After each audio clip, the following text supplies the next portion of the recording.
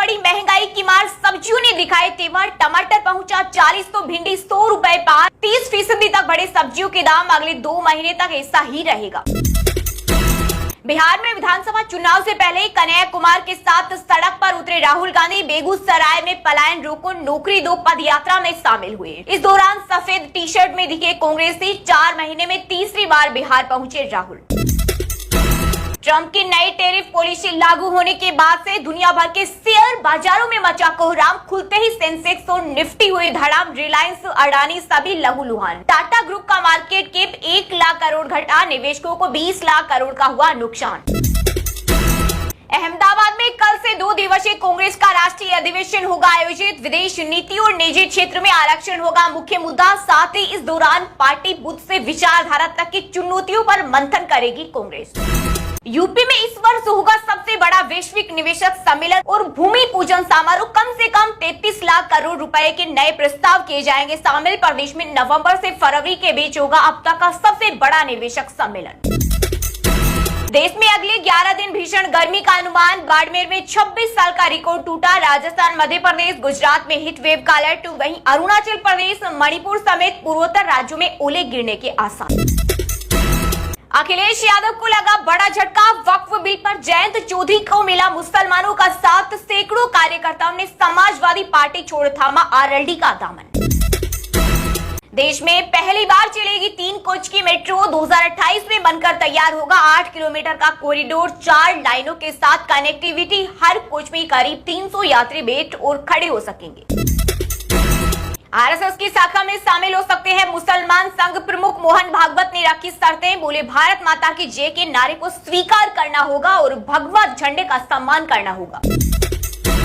कोलकाता में रामनवमी रैली पर टारगेट हमला। बंगाल बीजेपी अध्यक्ष सुकांत मजूमदार का दावा, सिर्फ भगवा झंडा ले जाने पर गाड़ियों पर पत्थर बरसाई गई। वहीं पुलिस ने कहा किसी भी जुलूस के लिए परमिशन नहीं ली गई थी। वक्फ बिल को लेकर जम्मू कश्मीर विधानसभा में हुआ हंगामा। नेशनल कॉन्फ्रेंस के विधायकों ने जमकर काटा बवाल। वक्फ बिल नामंजूर के लगाए नारे। 870 करोड़ से बस्तर में हाईटेक होगी फोर्स। केंद्रीय गृह मंत्री अमित शाह ने प्रस्ताव को दी मंजूरी। मार्च 2026 तक छत्तीसगढ़ में खत्म होगा नक्सलवाद।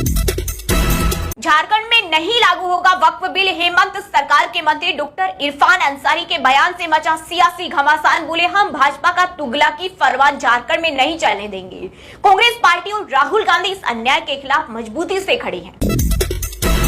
9% हिंदू हमारे साथ खड़े हो जाएं तो राम राज्य स्थापित हो जाएगा। बीजेपी नेता व अभिनेता मिथुन चक्रवर्ती ने बंगाल में हिंदू मतदाताओं को लेकर दिया बड़ा बयान। बोले अगर हम नहीं जीते तो हिंदू बंगाली यहाँ मुश्किल में पड़ जाएंगे। वक्फ कानून का समर्थन करने पर मणिपुर में भाजपा के मुस्लिम नेता का घर जलाया। घटना के बाद अल्पसंख्यक मोर्चा के प्रदेश अध्यक्ष असगर अली ने सोशल मीडिया पर माफी मांगी और केंद्र सरकार से नए वक्फ कानून को वापस लेने की अपील की। सुप्रीम कोर्ट परिसर के 26 पेड़ों को ट्रांसप्लांट की मंजूरी। 260 नए पेड़ लगाने के शर्त पर दिल्ली हाईकोर्ट ने सुनाया फैसला।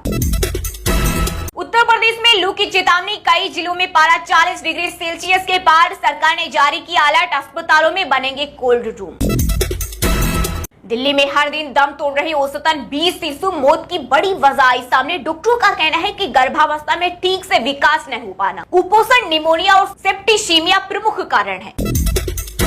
आपत्तिजनक टिप्पणी करने के मामले में अब बॉम्बे हाई कोर्ट पहुंचे stand up comedian Kunal Kamra. FIR रद्द करने की लगाई गुहार। कहा मेरे खिलाफ दर्ज केस मौलिक अधिकारों का उल्लंघन है।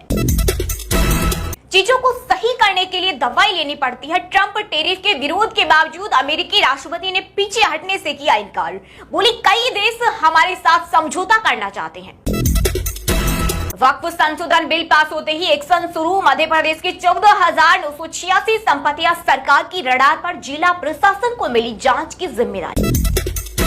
संत प्रेमानंद महाराज के प्रवचन का एआई से दुरुपयोग। श्री राधा केली कुंज आश्रम ने जारी की चेतावनी। कहा महाराज के प्रवचन की गरिमा केवल उनके मूल भाषा शैली में ही बनी रहती है और इससे किसी भी प्रकार से आर्टिफिशियल इंटेलिजेंस के माध्यम से न बदला जाए।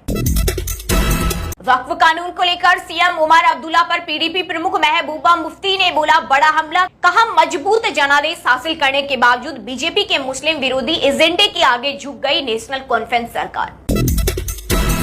असदुद्दीन ओवैसी ने वक्फ प्रॉपर्टी पर किया कब्जा। तेलंगाना के घोष महल से बीजेपी विधायक टी राजा सिंह बोले जांच के लिए एसआईटी का गठन किया जाए। पश्चिम बंगाल की सीएम ममता बनर्जी ने नौकरी गंवाने वाले शिक्षकों से की मुलाकात। अप्रैल के शुरुआत में ही इस बार देश भर में गर्मी ने तोड़े रिकॉर्ड। दिल्ली एनसीआर में हीटवेव का येलो अलर्ट जारी। मौसम विभाग के अनुसार आगामी 3 दिनों तक जहां दिल्ली को भीषण गर्मी से जूझना पड़ेगा। बीजेपी नेता किरीट सोमेन ने मुंबई की बेहतर मस्जिदों के खिलाफ दर्ज कराई एफआईआर। आरटीआई का हवाला देकर किया बड़ा दावा। बोले मस्जिदों में बगैर किसी इजाजत के अवैध रूप से लाउड स्पीकर का इस्तेमाल किया जा रहा। यूपी में चिल्लूपार सीट से पूर्व विधायक और सपा नेता विनय शंकर तिवारी के गोरखपुर, लखनऊ, मुंबई सहित 10 ठिकानों पर छापे। 754 करोड़ के बैंक घोटाले में ईडी ने की कार्रवाई। 14 महीने में दूसरी बार छापेमारी। केरल के कोट्टुक्कल में टीडीपी द्वारा प्रतिबंधित एक मंदिर में आरएसएस का गीत गाए जाने पर मचा बवाल। कांग्रेस ने की कार्रवाई की मांग। आरोप है कि उत्सव के सिलसिले में मंदिर परिसर में आरएसएस के झंडे भी लगाए गए।